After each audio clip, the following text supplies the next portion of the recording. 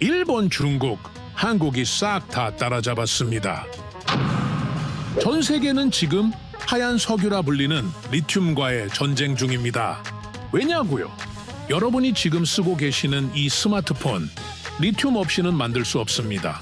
친환경 전기차, 리튬 없이는 단 1m도 움직일 수 없고, 태양광, 풍력발전소 ESS, 심장박동기 인공호흡기, 우주선, 전투기, 드론 등등 모든 미래 산업의 심장입니다. 미국 국방부는 리튬 없으면 현대전 불가라는 발표까지 했었죠. 전쟁 못하면 좋은 거 아닌가요? 중국은 지금 이 리튬 때문에 아프리카 땅을 마구마구 사들이고 있고, 미국은 남미에 군사기지를 세웠으며 일본은 호주와 독점 계약. 그런데 이 리튬이 단 1g도 없던 한국이 지금 전 세계에서 가장 많은 리튬을 확보한 나라가 되었습니다. 아니, 이게 어떻게 가능한 겁니까? 리튬이 없으면 미래도 없습니다. 그런데 그 미래를 지금 한국이 쥐고 있습니다. 대체 무슨 일이 있었던 걸까요? 그 전에 잠깐 1초 만에 누를 수 있는 좋아요 버튼을 꾹 눌러주시면 영상 제작에 아주 큰 힘이 됩니다. 그럼 바로 시작하겠습니다. 안녕하세요. 저는 다니엘 레흐노프입니다. 독일 뮌헨 대학교에서 자원공학을 전공하고 지난 25년간 중앙아시아에서 자원 분석가로 일해왔습니다. 제가 이 지역에 온 것은 지난 세기 말, 당시 저는 카자흐스탄의 우라늄 매장량 조사를 위해 파견된 젊은 연구원이었죠. 그때만 해도 이곳은 소련 붕괴 후 혼란 속에서 헤매고 있던 신생 독립국가였습니다. 한국팀이 도착하기 전 알마티의 분위기는 정말 복잡했습니다. 공항에서부터 시내까지 이어지는 길은 온통 공사판이었어요. 낡은 소련 시대 건물들 사이로 새로운 고층 빌딩들이 올라가고 있었지만 여전히 정체성을 찾지 못한 도시 같았습니다. 현지 직원들도 마찬가지였어요. 서구 문화를 동경하면서도 전통을 잃어버릴까 걱정하고, 경제 발전을 원하면서도 외국 기업을 불신하는 복잡한 심리 상태였죠. 하지만 25년이 지난 지금 저는 하나의 충격적인 변화를 목격하고 있습니다. 전 세계가 리튬에 목을 매는 지금 한국이라는 나라가 어떻게 자원보국 카자흐스탄과 리튬 탐사 협약을 체결했는지 말입니다. 처음 이 소식을 들었을 때 저는 제 귀를 의심했습니다. 한국이요? 자원이 하나도 없는 그 한국이 말입니다. 제가 알기로 한국은 국토의 70%가 산지이고 지하 자원은 석탄 조금과 철광석 몇 개, 광산이 전부입니다. 석유는 한 방울도 나오지 않고 천연가스도 마찬가지죠. 그런 나라가 어떻게 세계 최대 우라늄 생산국인 카자흐스탄과 리튬 개발 협정을 맺는다는 겁니까? 정말 이해할 수 없었습니다. 그런데 더 놀라운 것은 카자흐스탄 사람들의 반응이었어요. 한국과의 협력에 대해 누구도 의외라고 하지 않는 겁니다. 오히려 당연하다는 분위기였죠. 도대체 무슨 일이 있었던 걸까요? 그 시작은 아주 단순했습니다. 알마티 도로 공사 하나였죠. 10몇 년 전 카자흐스탄 정부는 극심한 교통난에 시달리던 알마티 시내 순환도로 건설을 국제 입찰에 붙였습니다. 당시 독일, 프랑스, 일본, 중국 등 굵직한 건설 회사들이 모두 참여했습니다. 하지만 결과는 의외였죠. 한국의 SK 에코플랜트와 한국도로공사 컨소시엄이 1조 원 규모의 프로젝트를 따냈습니다. 처음엔 저도 의아했습니다. 한국 기업이 이런 대형 인프라 사업을 해낼 수 있을까 하고 말입니다. 당시만 해도 한국은 개발도상국에서 선진국으로 막 올라서는 시점이었거든요. 중동이나 동남아시아에서는 활발했지만 중앙아시아는 처음이었으니까요. 김태호 박사가 팀을 이끌고 카자흐스탄에 처음 도착했을 때의 심경을 나중에 들어보니 정말 복잡했다고 해요. 그는 제게 이렇게 말했습니다. 솔직히 두려웠다. 한국에서는 성공적인 프로젝트들을 많이 해봤지만 이곳은 완전히 다른 환경이었다. 언어도 문화도 기후도 모든 것이 낯설었다. 하지만 동시에 이런 생각도 들었다. 우리가 못할 이유가 뭘까? 성실하게 최선을 다해서 하면 되는 것 아닐까? 현지 직원들의 첫 반응도 흥미로웠어요. 한국인들을 처음 본 카자흐 직원 아르만 나자르바예프는 나중에 이렇게 회상했습니다. 처음엔 정말 의외였다. 한국 사람들이 이렇게 겸손할 줄 몰랐다. 보통 외국 기업 사람들은 와서 이래라 저래라 지시부터 하는데 한국 사람들은 먼저 우리 의견을 물어봤다. 어떻게 하는 것이 좋겠느냐고. 하지만 제 생각은 완전히 틀렸습니다. 66km의 순환도로가 완공되기까지의 과정에서 일어난 일들은 정말 놀라웠습니다. 먼저 안전사고가 단 한 건도 없었습니다. 제로였어요. 카자흐스탄에서 대형 건설 프로젝트를 하면서 안전사고가 없다는 것은 기적에 가까운 일이었습니다. 저는 당시 정부 자문 역할로 이 프로젝트를 지켜봤는데 한국인들의 작업 방식은 정말 독특했어요. 매일 아침 안전 교육부터 시작했고 작업 중에도 수시로 안전 점검을 했습니다. 현지 직원들은 처음엔 번거로워했지만 점점 그 중요성을 깨닫게 됐죠. 특히 겨울철 작업이 인상적이었습니다. 카자흐스탄의 겨울은 정말 혹독해요. 영하 30도까지 내려가는 날이 부지기수죠. 다른 외국 기업들은 겨울에는 작업을 중단하거나 대폭 축소하는 경우가 많았는데 한국 팀은 달랐어요. 추위에 맞는 특수 장비를 가져오고 작업자들을 위한 난방 시설도 완벽하게 갖췄습니다.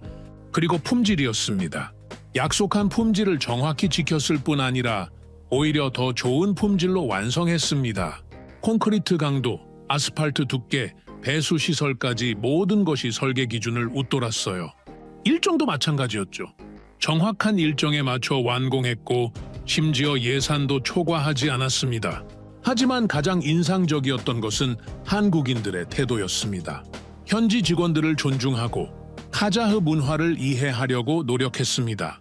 한국인 현장 책임자들은 카자흐어를 배우기 시작했고 현지 직원들의 종교적 관습도 배려했죠.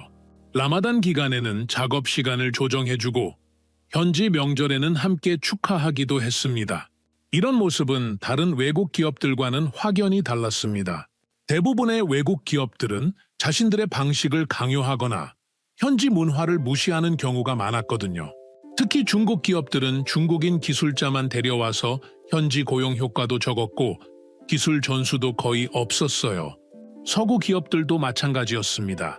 독일이나 프랑스 기업들은 기술적으로는 뛰어났지만 현지인들과의 소통에는 관심이 적었죠. 영어로만 대화하고 저녁에는 자신들끼리만 모여서 식사하는 경우가 많았습니다. 하지만 한국인들은 달랐어요. 현지 직원들과 함께 점심을 먹고 저녁에는 카자흐 전통 음식을 함께 나누며 대화했습니다. 심지어 한국 음식도 만들어서 현지 직원들에게 대접하기도 했죠. 김치찌개를 처음 맛본 카자흐인들의 반응이 정말 재미있었어요. 처음엔 너무 매워서 혀를 내밀었지만 점차 그 깊은 맛에 빠져들었습니다. 한국인 요리사 박성호 씨는 매주 금요일마다 현지 직원들을 위한 한국 음식 교실을 열기도 했어요. 불고기 만드는 법부터 김치 담그는 법까지 직접 가르쳐 줬습니다. 현지 직원들은 이런 경험을 정말 신기해했죠. 도로가 완공된 후에도 놀라운 일이 계속됐습니다. 단순히 짓고 끝나는 것이 아니라 지속적으로 관리하고 개선해 나간 거죠. 도로 상태를 정기적으로 점검하고 문제가 생기면 즉시 보수했습니다. 겨울철 제설 작업도 완벽했고 여름철 유지 보수도 빈틈없었어요. 그 결과 16년간 1,800억 원의 안정적인 운영 수익을 창출했습니다. 하지만 더 중요한 것은 그 과정에서 쌓인 신뢰였어요. 카자흐스탄 사람들은 한국에 대해 완전히 새로운 인식을 갖기 시작했습니다. 이 프로젝트 이후 카자흐스탄 내 분위기가 완전히 달라졌습니다. 정부 관료들 사이에서 한국에 대한 신뢰도가 급격히 올라갔습니다. 한국은 믿을 수 있다. 한국은 약속을 지킨다. 한국은 함께 일할 수 있는 진정한 파트너다. 그렇게 도로로 시작된 신뢰가 최근 리튬 탐사 제안으로 이어진 겁니다. 처음엔 농담 같았죠. 자원 없는 나라에 자원 탐사를 맡긴다니요? 하지만 그 농담이 진심이 되었습니다. 리튬은 단순한 자원이 아닙니다. 21세기 산업의 쌀이라고 불리는 핵심 소재죠. 전기차 배터리, 스마트폰 배터리, 에너지 저장 장치 모두 리튬 없이는 불가능합니다. 이걸 가진 나라가 미래를 주도하는 겁니다. 그런데 한국이 그 열쇠를 쥐게 될 줄 누가 알았겠습니까? 자원은 없었지만 그보다 더 소중한 것을 가진 나라였던 거죠. 바로 신뢰라는 자원을 말입니다. 카자흐스탄은 세계에서 가장 큰 내륙 국가입니다. 한반도의 12배가 넘는 광활한 땅에 엄청난 지하 자원이 묻혀 있죠. 우라늄 생산량은 세계 1위, 전 세계 우라늄의 40%를 생산합니다. 구리, 아연, 납 매장량도 세계 최상위권이고요. 석유와 천연가스 매장량도 상당한 수준입니다. 하지만 이런 풍부한 자원도 제대로 활용하지 못하는 경우가 많았어요. 90년대 말 영국의 한 석유 회사는 카자흐스탄 서부 유전 개발권을 따냈지만 3년 만에 철수했습니다. 기술적 문제도 있었지만 더 큰 문제는 현지와의 소통 부족이었어요. 현지 직원들을 단순한 노동력으로만 보고 기술 전수는 전혀 하지 않았죠. 결국 현지 정부와 갈등을 빚으면서 사업을 포기할 수밖에 없었습니다. 프랑스의 한 광산 회사도 마찬가지였어요. 구리 광산 개발을 위해 들어왔지만 환경 문제로 큰 논란이 됐습니다. 채굴 과정에서 주변 토양과 지하수가 오염되었는데 제대로 된 복구 작업도 하지 않고 떠났어요. 그 후유증은 지금까지도 남아 있습니다. 하지만 리튬은 달랐습니다. 리튬 채굴은 우라늄이나 구리와는 완전히 다른 기술이 필요하거든요. 특히 카자흐스탄의 리튬은 염호가 아닌 하드록 광산에 매장되어 있어서 더욱 복잡한 기술이 필요했습니다. 염호에서 리튬을 추출하는 것은 상대적으로 간단해요. 소금물을 증발시켜서 농축하는 방식이니까요. 하지만 하드록에서 리튬을 뽑아내려면 고온, 고압의 화학적 처리가 필요합니다. 온도 조절, 압력 관리, 화학 물질의 정확한 배합비까지 모든 것이 정밀해야 하죠. 제가 카자흐스탄 에너지부 산하 지질조사원에서 자문 역할을 하면서 직접 본 상황은 이랬습니다. 자원은 분명히 있었어요. 지질조사 결과 동남부 지역에 상당한 양의 리튬이 매장되어 있다는 것이 확인되었습니다. 하지만 문제는 탐사 기술이었습니다. 기존의 우라늄 채굴 기술로는 리튬을 효율적으로 추출할 수 없었어요. 리튬은 훨씬 정밀한 기술이 필요합니다. 지질 구조 분석부터 시작해서 추출 공정, 정제 기술까지 모든 것이 달랐죠. 온도와 압력 조건도 완전히 다르고 사용하는 화학 물질도 달랐습니다. 더 큰 문제는 국제 정세였습니다.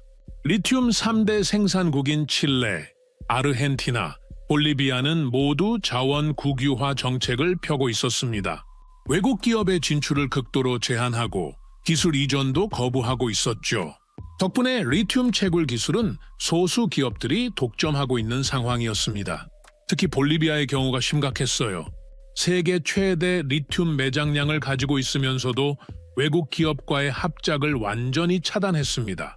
자국 기술로만 개발하겠다고 했지만 현실적으로는 기술 부족으로 생산량이 미미한 상태였죠. 칠레도 비슷했습니다. SQM이나 알베마를 같은 현지 기업들이 시장을 독점하고 있었고 외국 기업들은 단순한 구매자 역할만 할 수 있었어요. 기술 접근은 거의 불가능했죠. 이런 상황에서 카자흐스탄 정부는 여러 나라의 협력을 요청했습니다. 먼저 일본이었죠.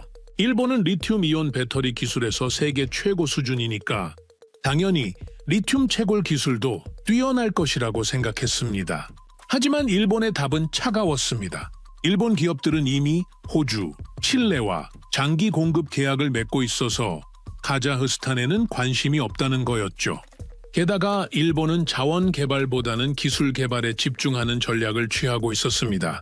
굳이 위험을 감수하면서 새로운 지역에 투자할 필요가 없다는 입장이었어요.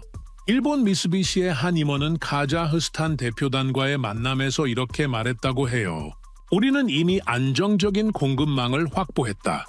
새로운 투자보다는 기존 파트너십을 강화하는 것이 우선이다. 카자흐스탄은 아직 리스크가 크다. 중국도 마찬가지였습니다. 중국은 자국 내 리튬 매장량도 풍부하고 아프리카 여러 나라와도 채굴권 계약을 맺고 있었습니다. 게다가 중국 기업들의 조건은 까다로웠어요. 채굴권의 51%를 중국 기업이 가져가겠다는 조건이었죠. 사실상 식민지 개발 방식이었습니다. 더 문제가 되는 것은 중국 기업들의 운영 방식이었어요. 현지 고용은 최소화하고 대부분의 인력을 중국에서 데려왔습니다. 기술 전수도 거의 없었고 환경 문제에 대한 고려도 부족했죠. 아프리카에서의 중국 기업들의 행태를 보면 카자흐스탄으로서는 선뜻 받아들이기 어려운 조건들이었습니다. 잠비아의 구리 광산에서 일어난 일이 대표적이에요. 중국 기업이 인수한 후 현지 직원들의 임금을 대폭 삭감하고 안전 장비도 제대로 지급하지 않았어요. 결국 큰 사고가 나면서 수십 명의 사상자가 발생했죠. 독일도 접촉해봤지만 결과는 마찬가지였습니다. 독일 기업들은 남미 지역에 이미 투자를 집중하고 있어서 중앙아시아까지 손을 뻗을 여력이 없다는 입장이었죠. 게다가 독일 기업들은 자신들의 기술력에 대한 자부심이 강해서 현지 기업과의 공동 개발보다는 독자적인 개발을 선호했습니다. BASF의 한 관계자는 이렇게 말했어요. 우리의 기술은 이미 완성되어 있다. 굳이 현지 업체와 협력할 필요가 없다. 단순히 원료만 공급받으면 된다. 러시아는 어떨까요? 같은 구소련 국가니까 기술 협력이 쉬울 것 같지만 오히려 더 복잡했습니다. 러시아는 카자흐스탄을 자신의 영향권으로 생각하고 있어서 리튬 개발도 러시아 주도로 하려고 했습니다. 하지만 러시아의 리튬 채굴 기술은 그리 뛰어나지 않았어요. 더 큰 문제는 정치적 복잡성이었습니다. 러시아와 너무 가까워지면 서구 국가들과의 관계가 악화될 수 있었고 반대로 서구 기업들과 협력하면 러시아의 견제가 있을 수 있었죠. 카자흐스탄으로서는 매우 미묘한 줄타기를 해야 하는 상황이었습니다. 프랑스와 영국도 비슷한 반응이었어요. 이들 나라의 기업들은 대부분 아프리카나 남미에 집중하고 있어서 중앙아시아는 우선순위가 낮았습니다. 게다가 이 지역의 정치적 불안정성을 우려하는 목소리도 있었죠. 이렇게 몇 년을 헤매던 중 카자흐스탄 정부 내에서 한 가지 제안이 나왔습니다. 한국은 어떨까 하는 거였죠. 처음엔 모든 사람이 의아해했습니다. 한국이요, 리튬 채굴을 한국이요. 한국은 자원도 없고 리튬 채굴 경험도 전혀 없는 나라 아닌가요? 하지만 한 사람이 다른 관점을 제시했습니다. 바로 알마티 순환도로 프로젝트를 담당했던 바울 박 부총리였습니다. 그는 이렇게 말했어요. 한국은 자원은 없지만 기술 개발 능력이 뛰어나다. 그리고 무엇보다 약속을 지키는 나라다. 박 부총리는 계속해서 설명했습니다. 한국은 조선업에서 일본을 제쳤고 반도체에서 미국과 경쟁하고 있다. 자동차는 독일차와 어깨를 나란히 하고 있고 화학공업도 세계 최고 수준이다. 이 모든 것이 자원 없이 기술력만으로 이루어낸 성과라는 거였죠. 더 중요한 것은 한국의 협력 방식이었습니다. 다른 나라들은 자원을 가져가려고만 하는데 한국은 함께 개발하려고 한다. 기술을 전수해주고 현지 인력을 교육시키고 지속 가능한 개발을 추구한다. 실제로 알마티 도로 프로젝트에서 한국은 현지 인력 1,500여 명을 고용했고 이들에게 최신 건설 기술을 교육했습니다. 프로젝트가 끝난 후에도 이 인력들은 카자흐스탄 건설업계의 핵심 인재가 되었죠.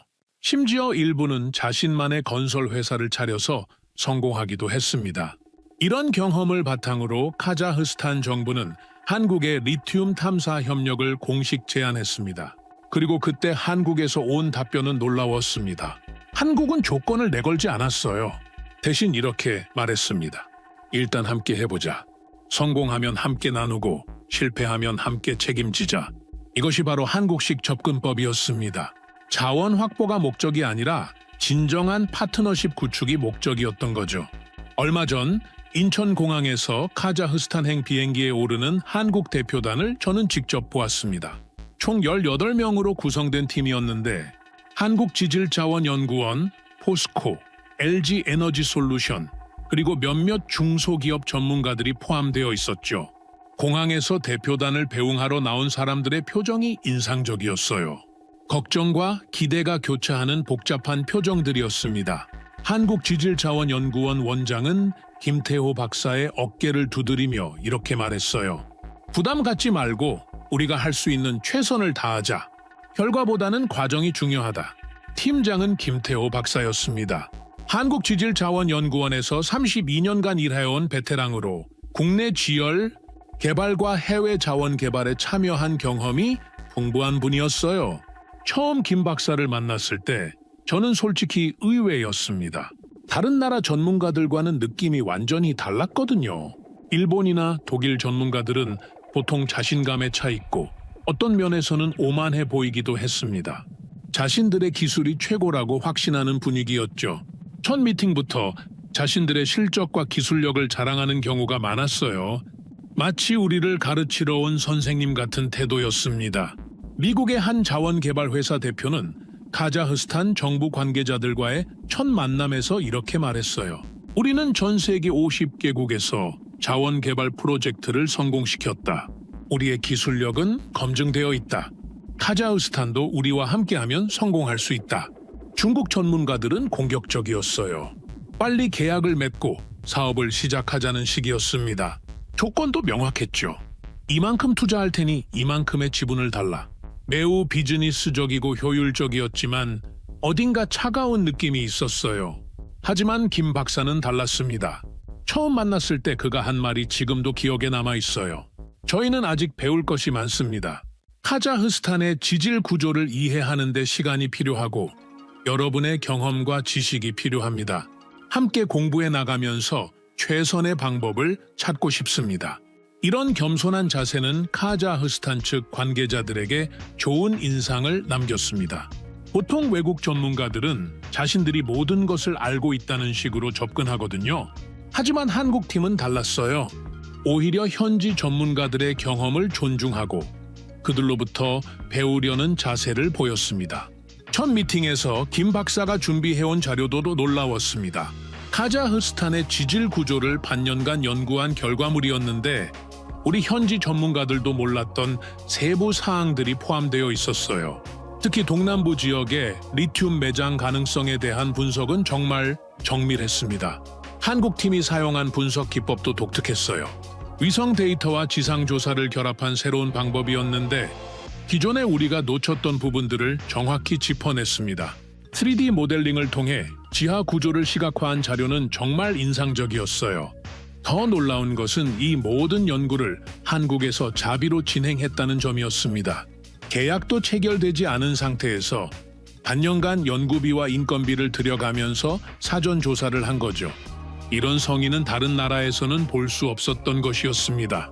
중국 기업들은 보통 계약금을 먼저 받고 나서야 본격적인 조사를 시작했고 일본 기업들은 모든 비용을 현지에서 부담하라고 했거든요. 하지만 한국은 달랐어요. 진정성을 행동으로 보여준 겁니다. 한국팀의 한 젊은 연구원은 저에게 이렇게 말했어요. 사실 회사에서도 처음엔 반대가 많았다. 계약도 안 된 상황에서 그렇게 많은 비용을 들이는 것이 맞느냐고. 하지만 팀장님이 설득하셨다. 진정성 없이는 진정한 파트너가 될 수 없다고. 첫 현장 답사가 시작됐을 때 한국팀의 진정성을 더욱 확실하게 느낄 수 있었습니다. 동남부 지역의 추정 매장지를 둘러보는 일정이었는데 하루 12시간씩 험한 산악지대를 돌아다녀야 했어요. 고도 2,000m가 넘는 지역이라 산소도 부족하고 기온차도 심했습니다. 아침에는 영하 10도였다가 낮에는 영상 15도까지 올라가는 극한의 환경이었죠. 하지만 한국팀은 단 한 명도 불평하지 않았습니다. 오히려 현지 가이드들보다 더 열정적이었어요.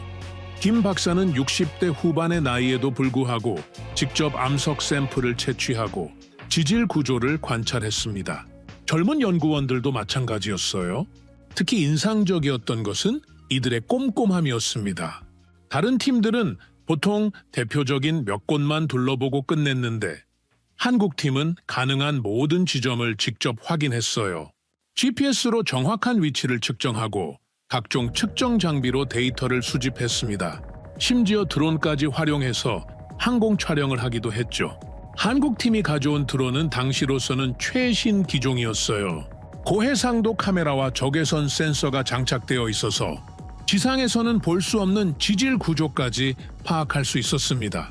현지 전문가들은 이런 장비를 처음 봤다며 신기해했어요. 그리고 저녁 시간에는 현지 직원들과 함께 식사를 하면서 지역 문화와 역사에 대해 진지하게 질문했어요. 이런 모습은 정말 인상적이었습니다.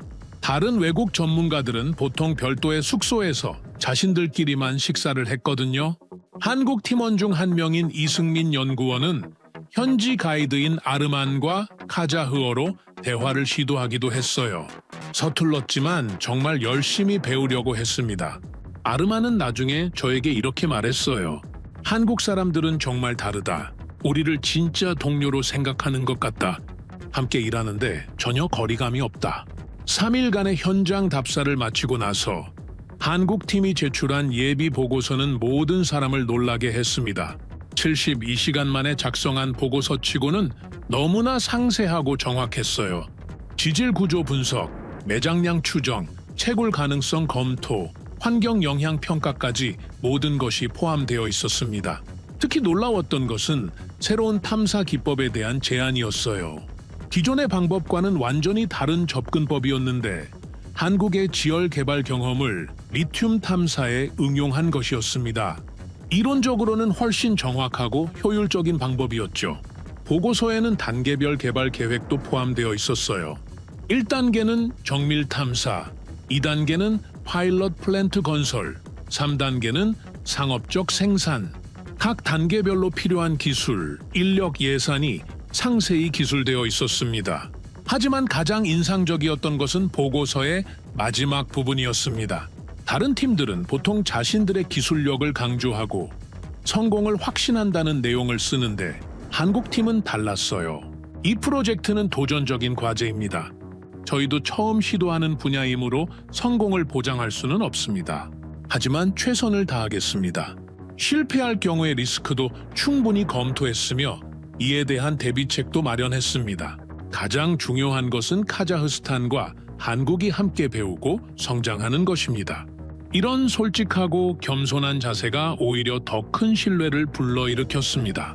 허풍을 떨지 않고 과장하지 않고 현실을 직시하는 모습이 진정성 있게 느껴졌거든요.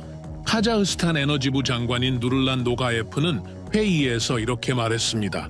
한국 팀은 우리를 고객으로 보지 않고 파트너로 본다. 이것이 다른 팀들과의 가장 큰 차이점이다. 이런 관계에서야 진정한 협력이 가능하다. 그리고 한 가지 더 놀라운 일이 있었습니다. 한국 팀은 현지 언어 학습에도 진지하게 임했어요. 김 박사는 출국 전부터 러시아어를 배우기 시작했고 팀원들은 기본적인 카자흐어 인사말을 익혔습니다. 현지 직원들과 소통하려는 노력이 정말 인상적이었어요. 특히 젊은 연구원들은 현지 대학생들과도 적극적으로 교류했습니다. 카라간다 대학교를 방문해서 지질학과 학생들과 세미나를 열기도 했죠. 한국의 최신 탐사 기술을 소개하면서 학생들의 질문에도 성실하게 답변했습니다. 한 학생은 이렇게 말했어요. 한국 연구원들의 열정이 정말 인상적이다. 우리보다 훨씬 경험이 많으면서도 겸손하고 배우려는 자세를 잃지 않는다. 이런 사람들과 함께 일할 수 있다면 정말 좋을 것 같다. 이런 모든 것들이 합쳐져서 한국에 대한 기대감이 서서히 커지기 시작했습니다. 이번엔 정말 다를지도 모른다. 한국이라면 우리와 진정한 파트너십을 구축할 수 있을지도 모른다. 하지만 기대와 함께 우려도 있었습니다. 과연 자원 개발 경험이 부족한 한국이 이 어려운 프로젝트를 성공시킬 수 있을까? 실패하면 어떻게 될까? 또 다른 실망만 안겨주는 것은 아닐까? 그런 미묘한 기대와 불안이 교차하는 분위기 속에서 예비 협정이 체결되었습니다. 6개월간의 파일럿 프로젝트를 진행하기로 한 것이죠. 진짜 시험이 시작된 겁니다. 예비 협정이 체결되자마자 반발이 시작됐습니다. 카자흐스탄 정부 내부부터 의견이 갈렸어요. 특히 기존 에너지 업계와 일부 정치인들의 반대가 심했습니다. 가장 큰 목소리를 낸 것은 아르만 샤키르자노프 전 에너지부 차관이었습니다. 그는 공개석상에서 이렇게 말했어요. 한국은 자원도 없고 대규모 광산 개발 경험도 적다. 왜 검증된 기술력을 가진 중국이나 일본 대신에 한국을 선택하느냐? 이는 국익에 반하는 결정이다. 샤키르자노프 차관의 주장에는 나름의 근거가 있었습니다. 한국의 해외 자원 개발 실적을 보면 대부분 중소규모였고 리튬처럼 첨단 기술이 필요한 분야의 경험은 거의 없었거든요. 게다가 한국은 아직도 많은 자원을 수입에 의존하는 나라 아니냐는 지적도 있었습니다. 석유가스협회에서 발간한 보고서에 따르면 한국은 석유 수입량 세계 4위, 천연가스 수입량 세계 2위였어요. 이런 나라가 어떻게 다른 나라의 자원 개발을 도울 수 있냐는 의문이 제기될 만했죠. 더 큰 문제는 과거의 상처였습니다. 카자흐스탄은 지난 수십 년간 서구 기업들에게 여러 번 속은 경험이 있었어요. 90년대 영국 기업은 계약금을 받고 사라졌고 2000년대 프랑스 기업은 환경 문제를 일으키고 철수했습니다. 캐나다 기업은 기술 이전 약속을 지키지 않았고요. 특히 2000년대 말 캐나다의 한 광산 회사가 일으킨 사건은 아직도 화제거리예요. 우라늄 채굴 과정에서 지하수를 오염시켰는데 제대로 된 보상도 하지 않고 야반 도주했습니다. 그 지역 주민들은 지금도 깨끗한 물을 구하기 어려운 상황이에요. 이런 경험 때문에 외국 기업에 대한 불신이 깊이 뿌리박혀 있었습니다. 특히 기존 업계 종사자들은 더욱 회의적이었어요. 또 다른 실망만 안겨줄 것이라고 생각했죠. 카자흐스탄 석유가스협회 회장인 다니아르 우세이노프는 이렇게 말했습니다. 우리는 이미 너무 많은 실패를 경험했다. 한국이라고 해서 다를 것이 없다. 결국에는 자신들의 이익만 챙기고 떠날 것이다. 외국 기업들은 다 똑같다. 언론의 반응도 싸늘했습니다. 카자흐스탄 최대 일간지인 카자흐스카야 프라우다는 사설에서 이렇게 썼어요. 도로 하나 잘 뚫었다고 해서 자원 개발까지 맡길 수 있느냐. 이는 너무 성급한 판단이다. 더 신중해야 한다. 국가의 미래가 걸린 문제인데 감정적으로 접근해서는 안 된다. 인터넷 댓글도 대부분 부정적이었습니다. 한국이 뭘 안다고 우리 자원을 맡기느냐. 중국이나 러시아가 더 믿을 만하다. 정부가 너무 서두르고 있다. 아직 검증도 안 된 나라에 우리 미래를 맡길 수는 없다. 소셜미디어에서는 더 거친 반응들이 나왔어요. 한국이 우리를 실험 대상으로 생각하는 것 같다. 실패하면 그들은 그냥 떠나면 되지만 피해는 우리가 다 입는다. 너무 위험한 도박이다. 심지어 내부 공무원들 사이에서도 회의론이 팽배했습니다. 지질조사원의 한 간부는 제게 이런 말을 했어요. 솔직히 한국팀이 6개월 안에 뭔가 의미 있는 결과를 낼 수 있을지 의문이다. 우리가 수십 년간 해결하지 못한 문제를 그들이 해결할 수 있겠나? 기대치를 너무 높게 잡은 것 같다. 현지 대학가의 반응도 복잡했습니다. 일부 교수들은 한국의 기술력을 인정하면서도 리튬 분야는 다르다고 지적했어요. 알마티 대학교의 세리크 누를라예프 교수는 이렇게 말했습니다. 한국의 산업 기술은 훌륭하다. 하지만 자원 개발은 완전히 다른 영역이다. 특히 리튬은 매우 까다로운 기술이 필요하다. 성공하기 어려울 것 같다. 카라간다 대학교의 지질학과 교수들도 비슷한 의견이었어요.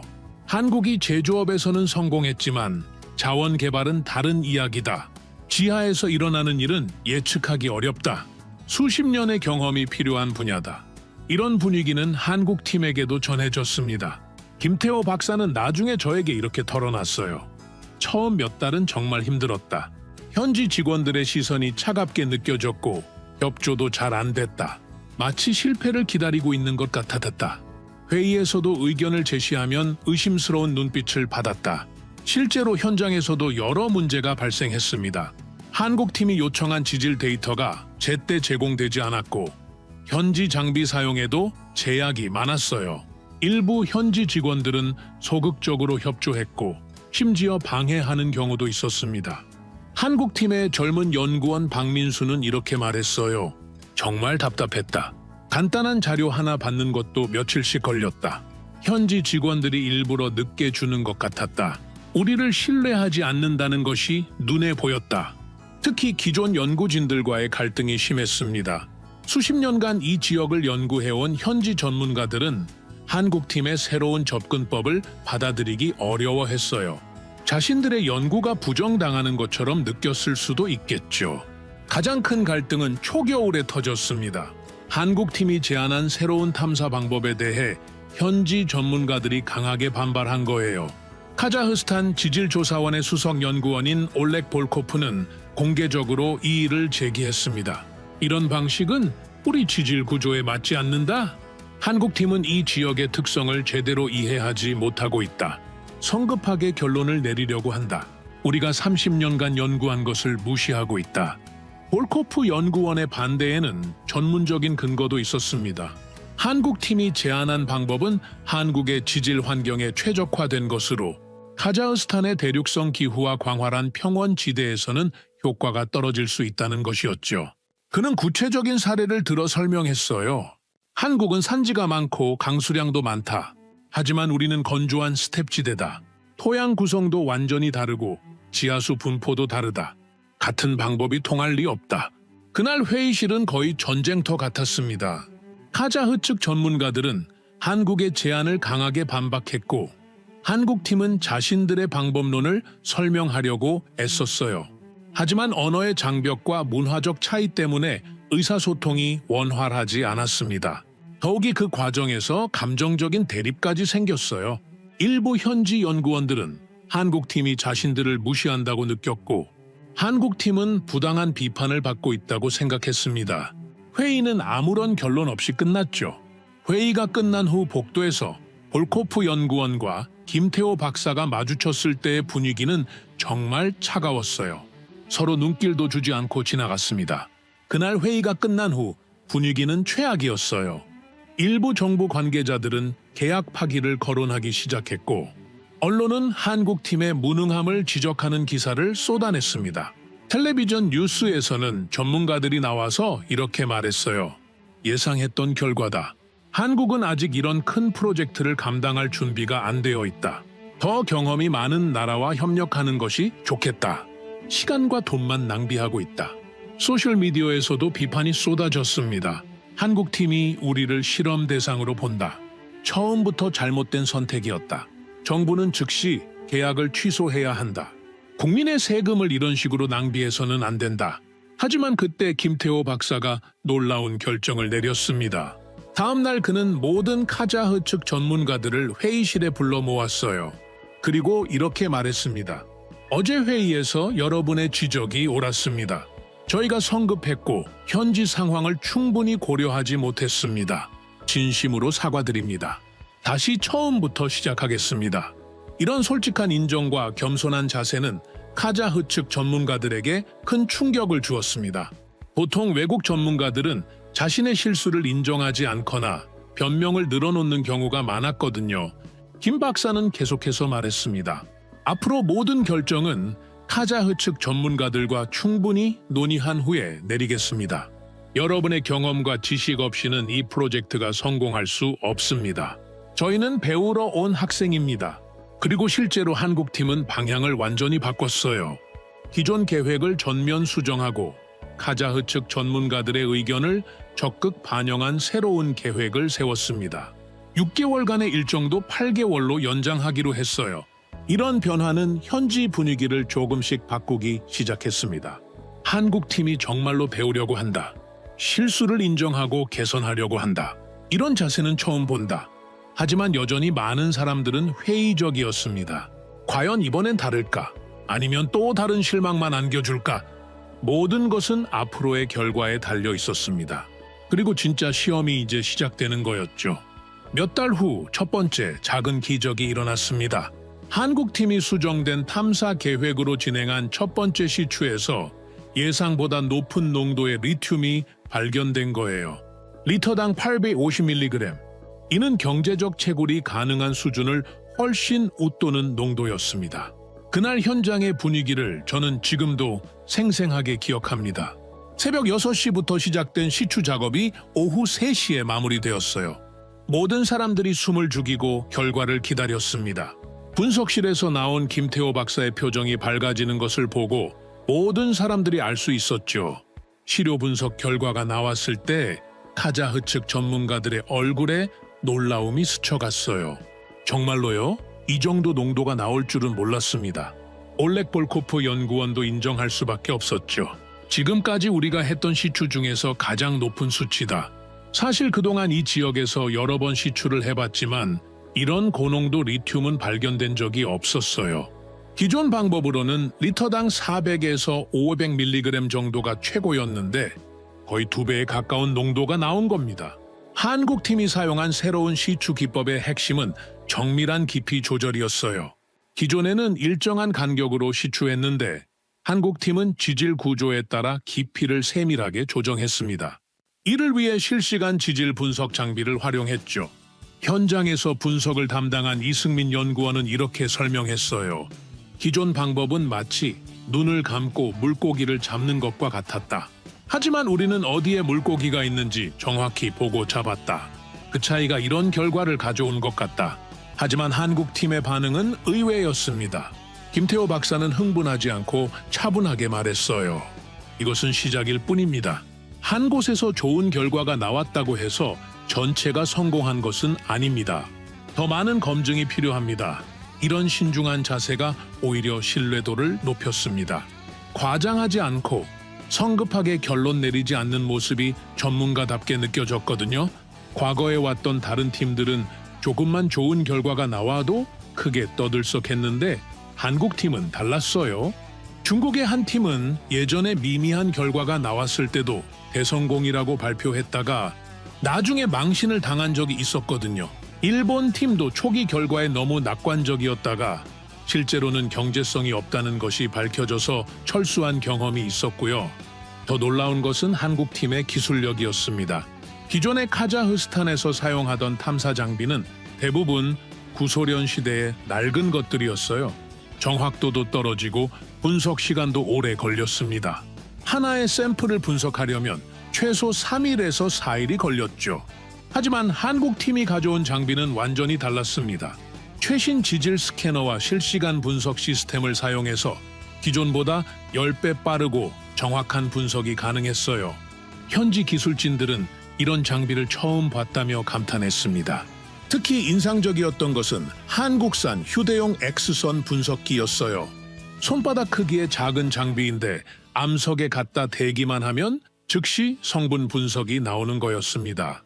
정확도도 기존 대형 장비와 거의 비슷했어요. 카라간다 대학교의 젊은 연구원인 아이다르 카시모프는 이렇게 말했습니다. 정말 놀랍다. 이런 기술이 있다는 것도 몰랐다. 한국의 기술 수준이 이 정도인 줄 몰랐다. 우리 대학에도 이런 장비가 있으면 연구가 훨씬 쉬워질 텐데.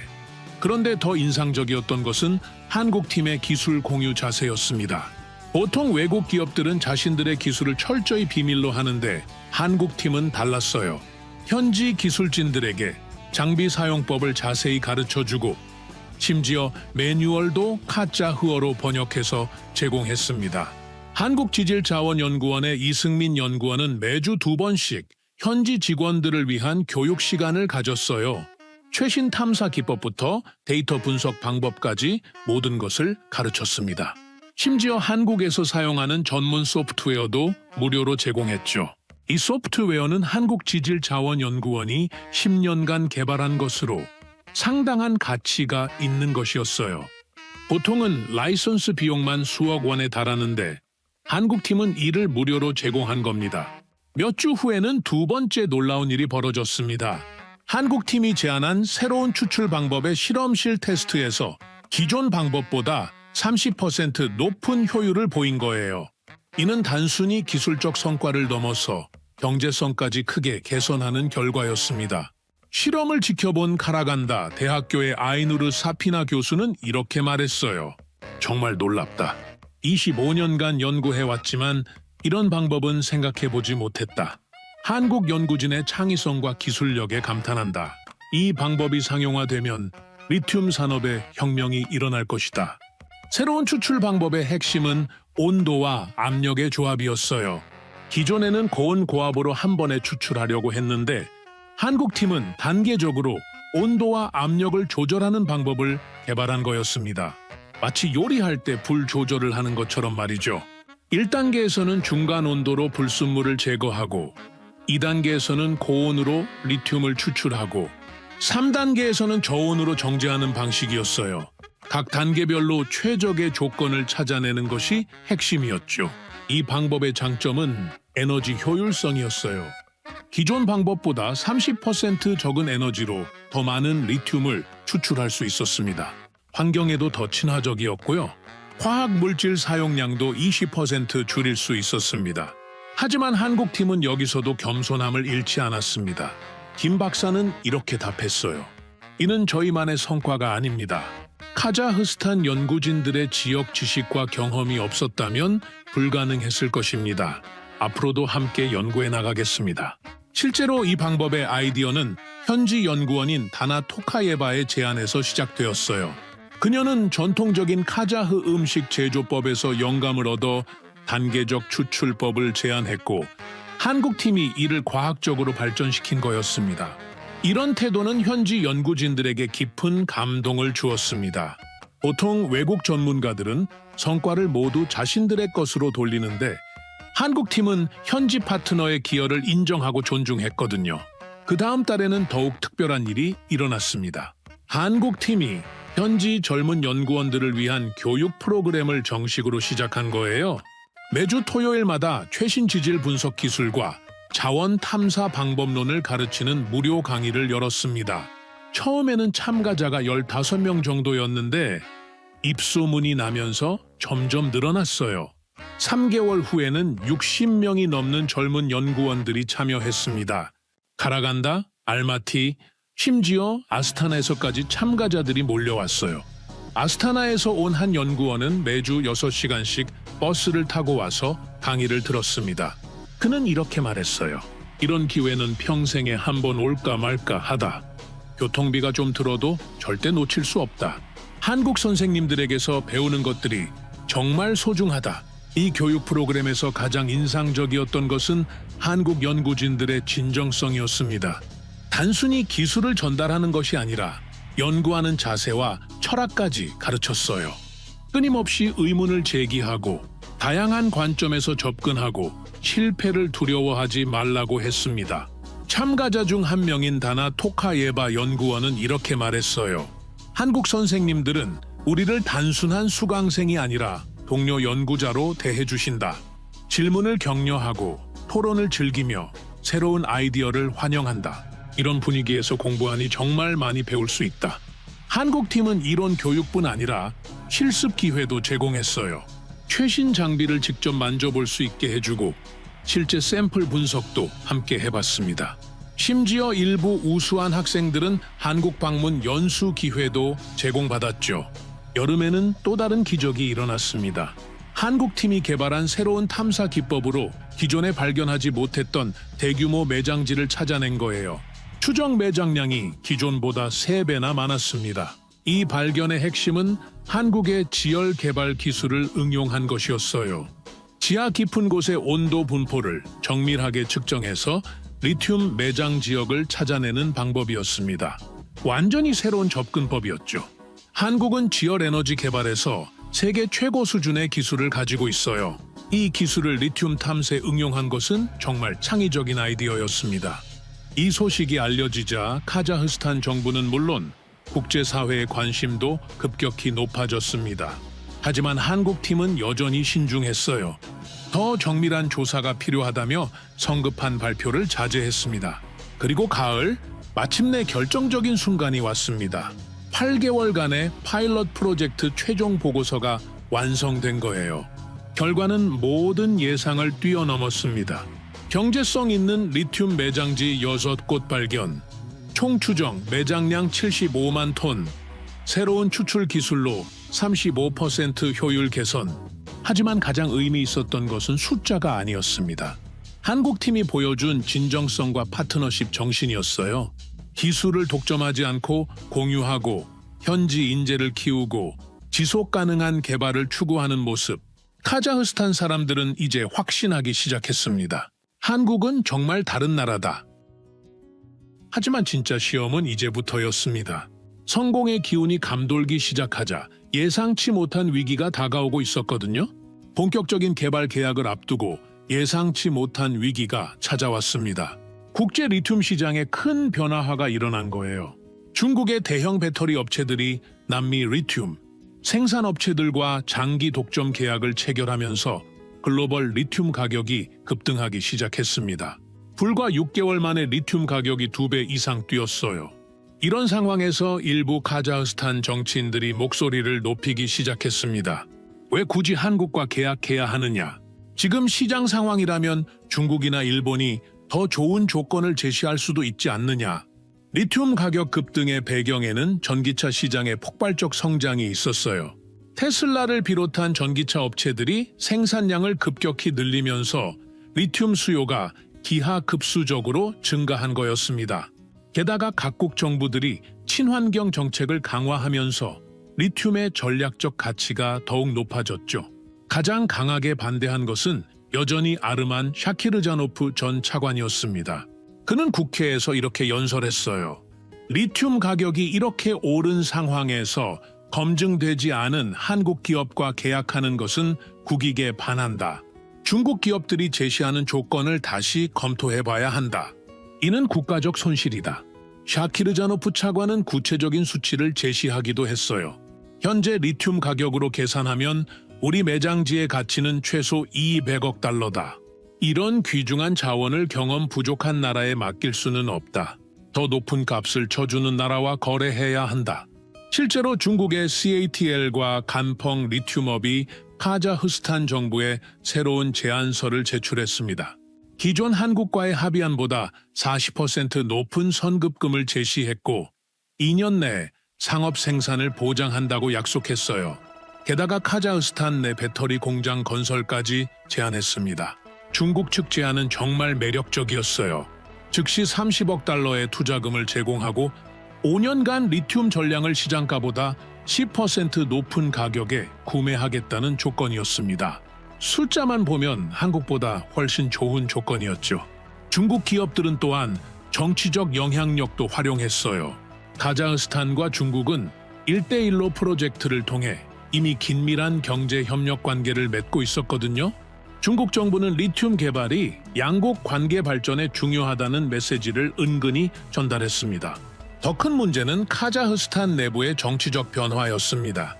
새 정부가 들어서면서 기존 정책을 재검토하겠다고 발표했고 한국과의 리튬 개발 협약도 재검토 대상에 포함되었어요. 새 정부는 더 실용적이고 경제적 이익을 중시하는 정책을 표방했습니다.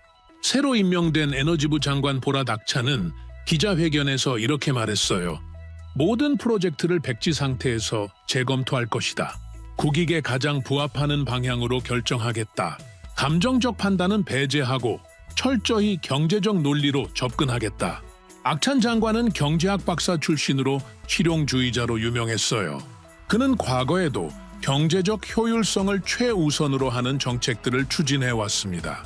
감정이나 정치적 고려보다는 순수한 경제적 계산을 중시하는 인물이었죠.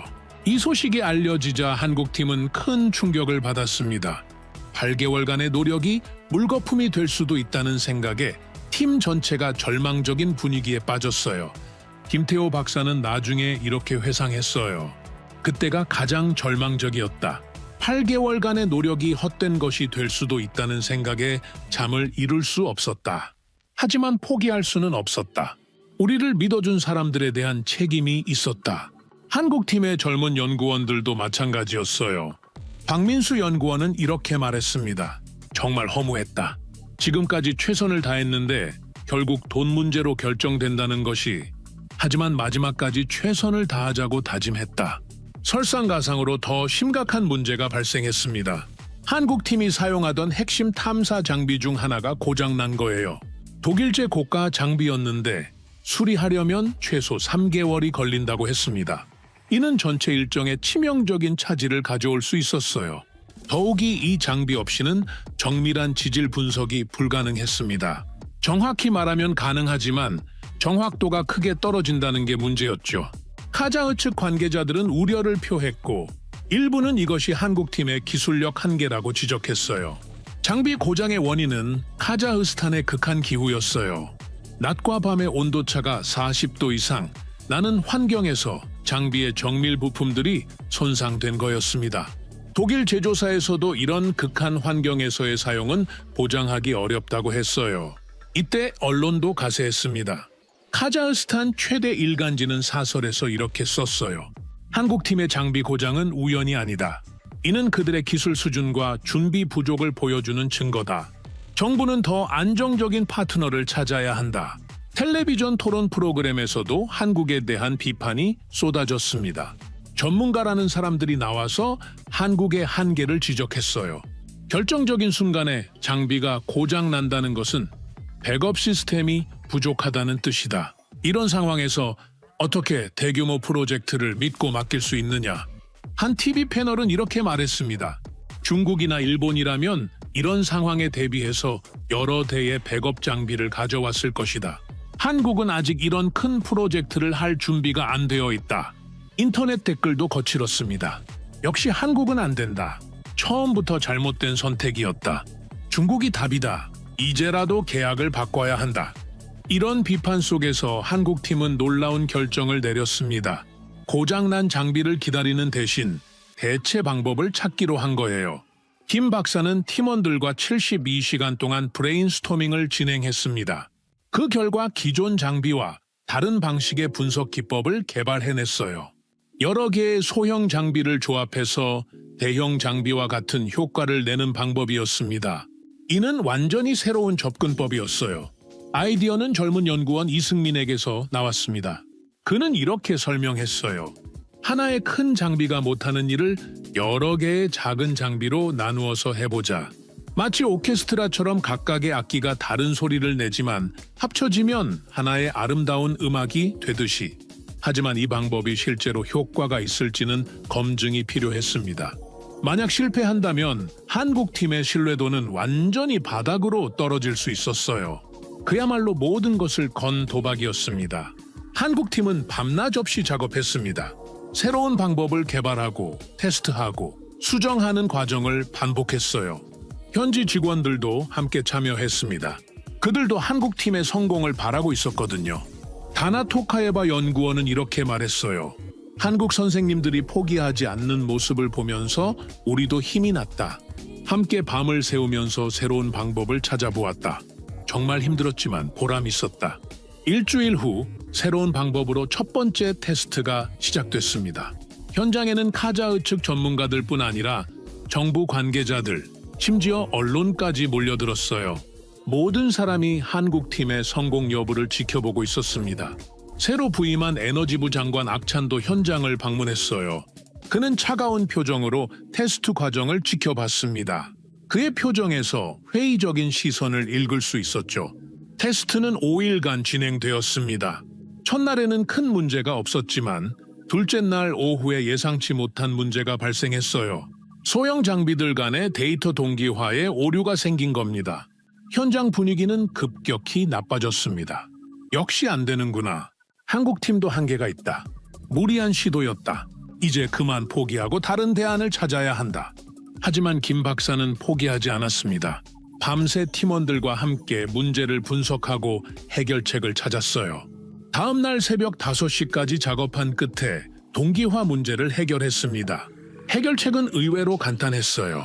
각 장비의 시간, 동기화 방식을 바꾸는 것이었습니다.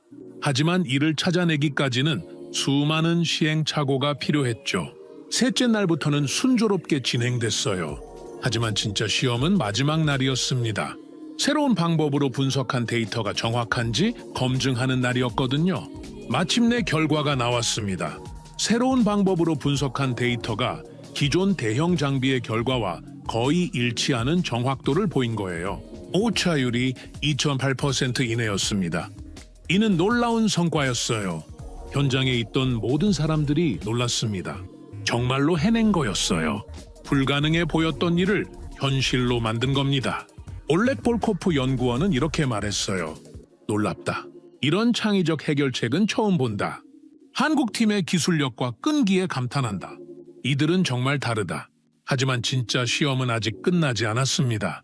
정치적 압력은 계속되고 있었고 중국 기업들의 로비도 강화되고 있었어요. 그런데 예상치 못한 지원군이 나타났습니다. 바로 카자흐스탄의 젊은 연구원들이었어요. 한국팀의 교육 프로그램에 참여했던 60여 명의 연구원들이 공개 서한을 발표한 겁니다. 우리는 한국 연구진들과 함께 일하면서 진정한 파트너십이 무엇인지 배웠다. 그들은 기술을 독점하지 않고 공유했으며 우리를 동등한 연구자로 대했다. 이런 관계는 단순한 비즈니스를 넘어선 진정한 협력이다. 이 서한은 카자흐스탄 사회에 큰 반향을 일으켰습니다. 젊은 세대의 목소리가 정치적 논리보다 더 큰 설득력을 가진 거예요. 드디어 운명의 순간이 다가왔습니다. 마침내 카자흐스탄 정부의 최종 결정이 발표되었습니다. 아스타나 대통령궁에서 열린 기자회견에서 토카예프 대통령이 직접 발표했어요. 카자흐스탄은 대한민국과 리튬 공동개발 협정을 체결하기로 최종 결정했다. 그 순간 기자회견장은 술렁이었습니다. 많은 사람들이 중국의 더 나은 경제적 조건 때문에 한국이 탈락할 것이라고 예상했거든요. 하지만 토카예프 대통령의 다음 말은 더욱 놀라웠습니다. 우리의 결정은 단순히 경제적 조건만을 고려한 것이 아니다. 진정한 파트너십, 기술 공유, 그리고 상호 존중을 바탕으로 한 협력이야말로 카자흐스탄의 장기적 발전에 도움이 될 것이다. 한국은 이 모든 조건을 충족하는 유일한 파트너였다. 대통령은 계속해서 말했습니다. 지난 8개월간 한국팀이 보여준 것은 단순한 기술력이 아니었다. 우리 젊은 연구자들을 교육하고 기술을 공유하고 함께 성장하려는 진정성이었다. 이것이야말로 21세기가 요구하는 새로운 협력 모델이다. 대통령은 특히 한국팀의 위기 극복 능력을 높이 평가했어요. 장비 고장이라는 위기 상황에서 포기하지 않고 새로운 해결책을 찾아낸 창의성과 끈기. 이런 정신이야말로 우리가 원하는 파트너의 모습이다. 에너지부 장관 악찬도 놀라운 발언을 했습니다. 처음에는 회의적이었다. 하지만 한국팀의 문제 해결 과정을 지켜보면서 확신하게 되었다. 이들은 단순히 기술을 파는 사람들이 아니라 함께 문제를 해결하는 진정한 파트너다. 이 발표 직후 한국팀이 있던 알마티 현장 사무소는 축제 분위기였습니다. 8개월간의 시련과 고생이 마침내 결실을 맺은 거예요. 김태고 박사는 눈물을 글썽이며 이렇게 말했어요. 정말 꿈만 같다. 포기하고 싶었던 순간들이 많았는데 끝까지 믿어주신 분들 덕분에 이 결과를 얻을 수 있었다. 현지 직원들도 한국팀의 성공을 진심으로 축하해 주었어요. 다나 토카예바 연구원은 눈물을 흘리며 말했습니다. 정말 기쁘다. 한국 선생님들이 성공해서 기쁘고 우리나라가 좋은 파트너를 만난 것도 기쁘다. 앞으로 더 많은 것들을 함께 이룰 수 있을 것 같다. 하지만 진짜 놀라운 일은 이제부터 시작이었습니다. 본격적인 개발이 시작되자 한국팀의 진가가 발휘되기 시작했어요. 첫 번째 상업 시추에서 예상을 훨씬 뛰어넘는 결과가 나온 겁니다. 리터당 1050mg. 이는 남미 최고 품질 리튬 광산을 뛰어넘는 수준이었어요. 게다가 불순물 함량도 극히 낮아서 정제 비용도 크게 절약할 수 있었습니다. 이 결과가 나왔을 때 현장의 분위기는 정말 환상적이었어요. 모든 사람들이 서로를 껴안고 기뻐했습니다. 카자흐스탄 직원들도 한국 팀원들도 구분 없이 함께 축하했죠. 올렉 볼코프 연구원은 이렇게 말했어요. 이 정도 품질은 정말 예상하지 못했다. 우리 땅에 이런 보물이 숨어 있었다니. 한국 팀이 아니었다면 영원히 찾지 못했을 것이다. 더욱 놀라운 것은 한국이 개발한 새로운 추출 기술의 효과였습니다. 기존 방법보다 45%나 높은 추출 효율을 보였어요. 이는 단순히 기술적 성과를 넘어서 경제성을 혁신적으로 개선하는 결과였습니다. 새로운 추출 기술의 핵심은 AI를 활용한 실시간 공정 제어였어요. 한국이 세계 최고 수준의 AI 기술을 리튬 추출에 적용한 거였습니다. 온도, 압력, 화학 반응 등 모든 변수를 AI가 실시간으로 최적화하는 시스템이었죠. 카라간다 대학교의 아이누르 사피나 교수는 이렇게 평가했어요. 이 정도 효율은 세계 어디서도 본 적이 없다. 한국의 기술력이 정말 대단하다. 우리 연구진들도 많이 배우고 있다. 이런 기술을 직접 보고 배울 수 있다는 것이 정말 큰 행운이다. 몇 달 후에는 더 큰 성과가 있었습니다. 두 번째 매장지에서 기존 추정량의 4배에 달하는 리튬이 발견된 거예요. 총 매장량이 200만 톤으로 늘어난 겁니다. 이는 카자흐스탄을 세계 4위 리튬 보유국으로 끌어올리는 규모였어요. 이 발견은 한국팀이 개발한 새로운 3D 매핑 기술 덕분이었습니다. 기존의 2D 지질 조사로는 발견할 수 없었던 깊은 지하의 매장지를 정확히 찾아낸 거였어요. 위성 데이터, 드론 촬영, 지상 조사를 결합한 통합 분석 시스템이었죠. 이 소식이 알려지자 국제사회의 반응이 폭발적이었습니다. CNN은 한국의 리튬 개발 성공을 톱뉴스로 다뤘고 블룸버그는 이를 자원 외교의 새로운 패러다임이라고 평가했어요. CNN 리포터는 이렇게 보도했습니다. 한국이 카자흐스탄에서 이루어낸 성과는 단순한 자원 개발을 넘어선다. 이는 개발도상국과 선진국이 어떻게 상생할 수 있는지를 보여주는 모델이다. 월스트리트 저널은 한국의 성공 비결을 분석한 특집 기사를 실었습니다. 한국의 성공은 단순한 기술력 때문이 아니다. 현지 파트너와의 진정한 협력, 지속 가능한 개발 철학, 그리고 상생의 정신이 만들어낸 결과다. 이는 21세기 자원 개발의 새로운 표준이 될 것이다. 하지만 가장 의미 있었던 것은 현지인들의 반응이었습니다. 카자흐스탄 최대 일간지 카자흐스카야 프라우다는 사설에서 이렇게 썼어요. 한국은 우리에게 단순히 기술을 전수해 준 것이 아니다. 새로운 가능성을 열어주었고 우리 스스로의 능력을 믿게 해주었다. 이것이야말로 진정한 파트너십이다. 여름에는 정말 감동적인 장면이 연출되었습니다. 카자흐스탄에서 첫 번째 상업 생산 리튬이 생산된 거예요. 순도 99.7%의 초고품질 리튬이었습니다. 이는 세계 최고 수준의 품질이었어요. 그날 생산 현장에는 양국의 관계자들이 모여들었어요. 토카예프 대통령도 직접 참석해서 축하 인사를 했습니다. 오늘은 카자흐스탄 리튬 산업의 역사적인 첫날이다. 그리고 이 모든 것이 한국의 진정한 파트너십 덕분에 가능했다. 김태호 박사는 감격에 겨워 이렇게 말했어요. 2년 전만 해도 꿈만 같았던 일이 현실이 되었다. 하지만 이것은 끝이 아니라 시작이다.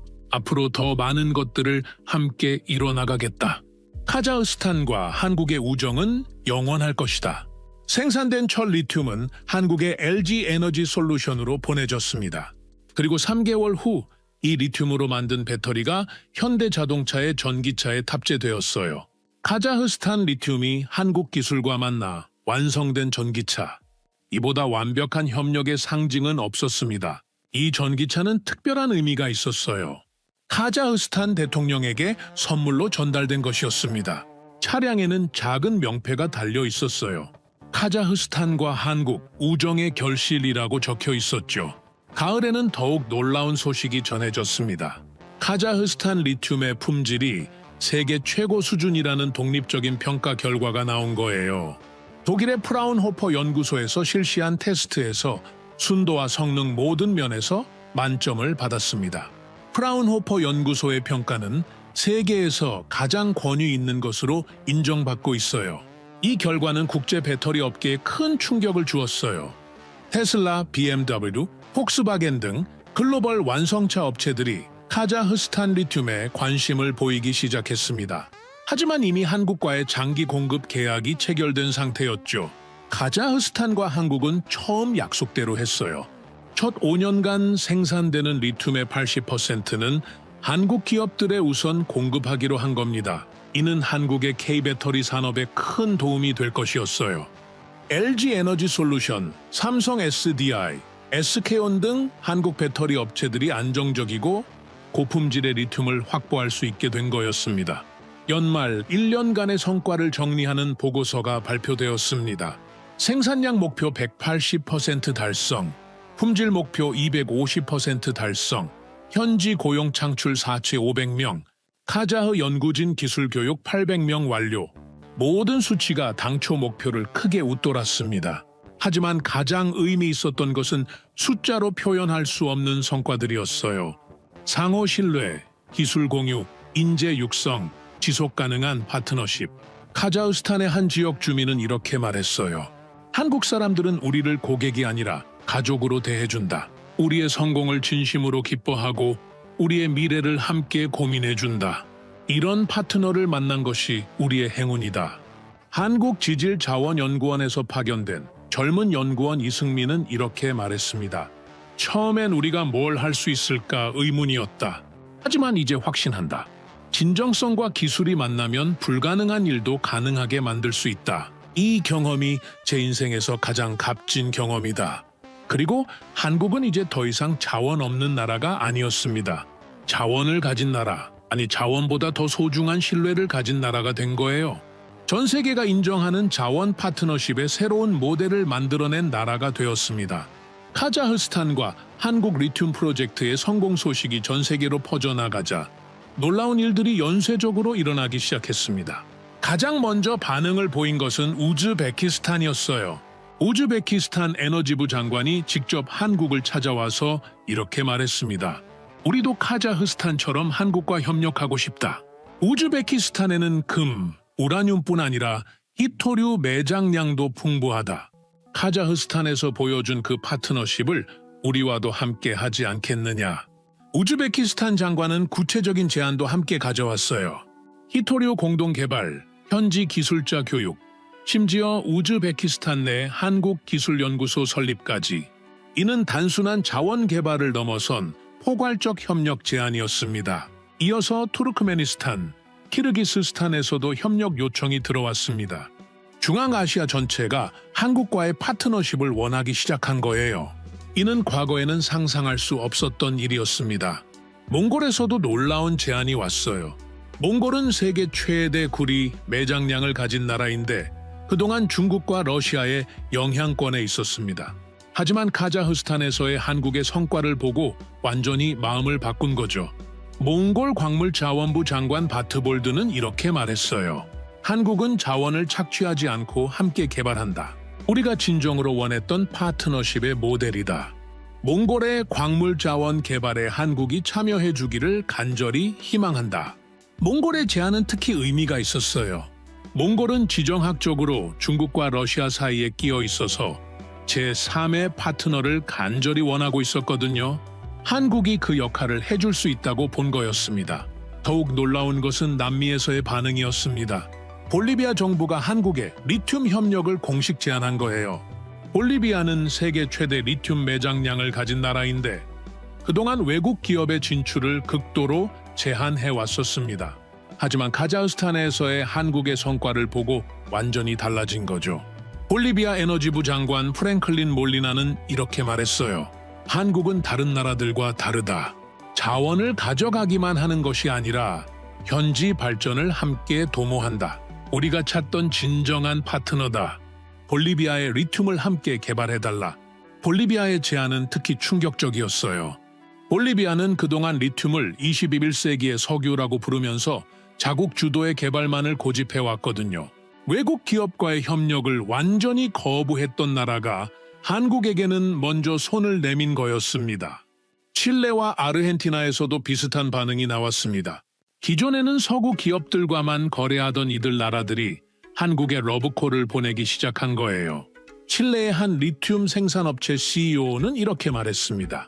한국의 기술력과 파트너십 정신을 직접 보고 싶다. 우리도 단순한 판매자가 아니라 진정한 파트너가 되고 싶다. 한국과 함께라면 더 큰 발전이 가능할 것 같다. 하지만 진짜 변화는 아프리카에서 일어났습니다. 콩고 민주공화국은 세계 최대 코발트 생산국인데 그동안 중국 기업들이 시장을 독점하고 있었어요. 하지만 카자흐스탄 사례 이후 콩고 정부가 한국의 코발트 공동 개발을 제안한 겁니다. 콩고 광물자원부 장관 안토와네트 은사주 치비케는 이렇게 설명했어요. 중국 기업들은 우리를 단순한 자원 공급자로만 본다. 하지만 한국은 카자흐스탄에서 보여준 것처럼 진정한 파트너십을 추구한다. 우리도 그런 관계를 원한다. 남아프리카 공화국에서도 백금족 금속 공동 개발을 제안했고, 간에서는 금 채굴 협력을, 나이지리아에서는 석유 개발 파트너십을 요청했어요. 가나 광물위원회 위원장은 이렇게 말했습니다. 한국의 접근 방식은 완전히 다르다.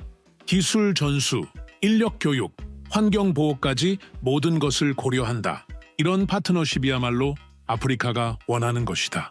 이런 변화는 단순한 자원 협력을 넘어서 한국의 국제적 위상 자체를 바꿔놓았습니다. 세계경제포럼에서 한국의 자원 외교 모델은 새로운 패러다임으로 주목받았어요. 세계경제포럼 창립자 클라우스 슈밥은 이렇게 평가했습니다. 한국이 보여준 것은 단순한 비즈니스 성공이 아니다. 개발도상국과 선진국이 진정한 윈윈 관계를 구축할 수 있는 새로운 모델을 제시했다. 이것이야말로 지속가능한 글로벌 경제의 핵심이다. 국제 언론들의 평가도 뜨거웠습니다. 파이낸셜 타임스는 한국의 자원 외교를 21세기형 마셜 플랜이라고 표현했어요. 과거 미국이 유럽 재건을 도왔듯이 한국은 개발도상국의 자원 개발을 통해 상생의 모델을 만들어가고 있다는 분석이었죠.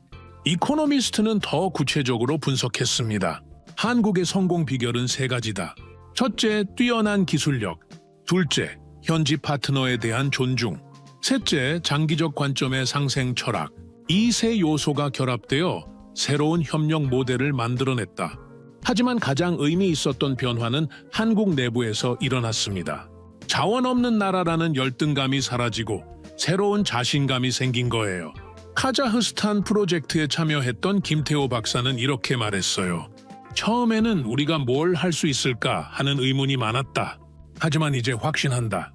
한국은 기술과 진심으로 세계 어디서든 최고의 파트너가 될 수 있다. 이런 성공에 힘입어 한국 정부는 글로벌 자원 파트너십 이니셔티브를 발표했습니다.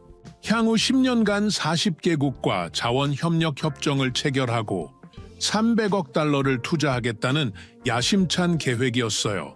더욱 놀라운 것은 이 계획에 대한 국제사회의 반응이었습니다. 40개국이 넘는 나라들이 한국과의 협력을 희망한다고 나선 거예요. 공급이 아니라 수요가 넘쳐나는 상황이 된 겁니다.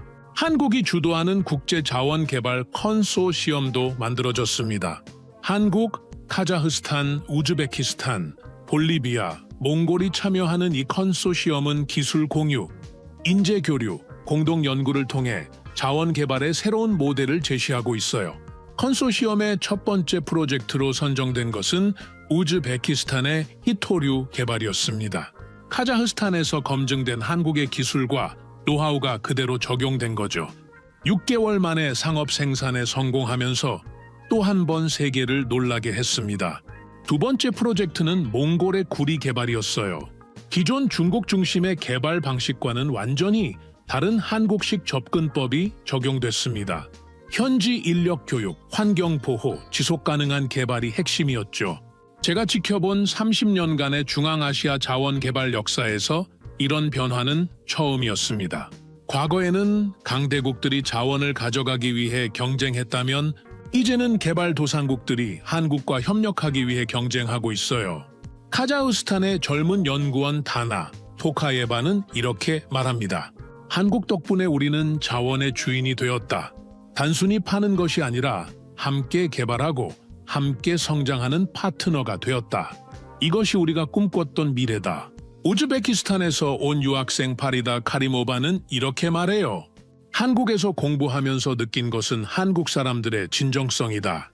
말로만 도와준다고 하는 것이 아니라 정말로 함께 성장하려고 한다. 우리나라도 한국처럼 되고 싶다. 하지만 무엇보다 중요한 것은 이 모든 변화의 출발점이었습니다. 10몇 년 전 알마티의 작은 도로 공사. 그때 한국인들이 보여준 성실함과 진정성이 지금 이런 놀라운 결과를 만들어낸 거예요. 저는 이제 확신합니다. 미래의 자원 패권은 매장량이나 자본력이 아니라 신뢰에서 나온다고. 그리고 그 신뢰를 가장 많이 쌓은 나라가 바로 대한민국입니다. 한국은 이제 더 이상 자원 없는 나라가 아닙니다. 전 세계의 자원과 연결된 나라, 신뢰라는 가장 소중한 자원을 가진 나라가 되었어요. 세계가 인정하는 자원 파트너십의 글로벌 스탠다드를 만들어낸 나라가 되었습니다. 그리고 이것은 아직 시작일 뿐입니다. 앞으로 펼쳐질 더 큰 기적들이 기대됩니다. 자원 하나 없던 대한민국이 어떻게 글로벌 자원 강국이 되었는지 보셨습니다. 시작은 작은 도로 하나였습니다. 하지만 그 도로 위에 한국인들이 새겨 넣은 것은 단순한 아스팔트가 아니었어요. 신뢰와 진정성이었습니다. 알마티 순환도로에서 시작된 이 놀라운 여정은 지금도 계속되고 있습니다. 카자흐스탄의 리튬, 우즈베키스탄의 히토류, 볼리비아의 리튬, 콩고의 코발트, 몽골의 구리까지 한국은 이제 전 세계 핵심 자원의 파트너가 되었어요. 하지만 더 놀라운 것은 이 모든 성취가 총칼이나 돈이 아닌 기술과 진심으로 이루어졌다는 점입니다. 간갑이 아닌 협력으로, 착취가 아닌 상생으로 일궈낸 기적이에요. 제가 30년간 이 지역에서 일하면서 수많은 나라들을 봤지만 한국 같은 나라는 없었습니다. 자원은 없었지만 가장 소중한 것을 가진 나라, 바로 다른 나라들과 진정한 파트너가 될 수 있는 마음과 능력이었어요. 세계 최강의 경제력을 가진 미국도, 최대 제조업 강국인 중국도, 최고 기술력의 독일도 하지 못한 일을 한국이 해냈습니다. 개발도상국들이 먼저 손을 내미는 진정한 파트너가 된 거예요. 카자흐스탄에서 시작된 이 기적은 이제 전 세계로 확산되고 있습니다. 아프리카, 남미, 동남아시아, 중앙아시아까지 한국의 자원 외교 모델은 21세기 국제협력의 새로운 표준이 되고 있어요. 리튬, 코발트, 히토류, 구리 이 모든 미래 자원의 열쇠를 한국이 쥐게 된 것은 우연이 아닙니다. 70년 전 폐허에서 일어선 나라의 DNA, 어려움을 함께 이겨내는 공동체 정신, 그리고 끝까지 포기하지 않는 끈기, 이 모든 것이 만들어낸 필연적 결과였어요. 자원 빈국에서 자원 강국으로, 더 정확히 말하면 신뢰 강국으로 변신한 대한민국. 지금 이 순간에도 세계 곳곳에서 한국을 기다리는 새로운 파트너들이 있습니다. 앞으로 펼쳐질 더 큰 기적들이 벌써부터 기대됩니다. 자원 없는 나라 대한민국의 놀라운 반전 드라마. 이것이 바로 우리가 살고 있는 현실입니다. 세계가 인정한 K자원 외교의 힘. 정말 자랑스럽지 않으신가요? 오늘의 사연은 여기까지입니다. 구독과 좋아요는 영상 제작에 아주 큰 힘이 됩니다. 지금까지 감동테라스 저는 소희였습니다. 오늘도 우리 구독자님들의 가정에 따뜻한 행복이 가득하시길 진심으로 바라겠습니다. 긴 영상 끝까지 시청해주셔서 정말 감사합니다. 내일 더 좋은 이야기로 찾아뵙겠습니다. 감사합니다.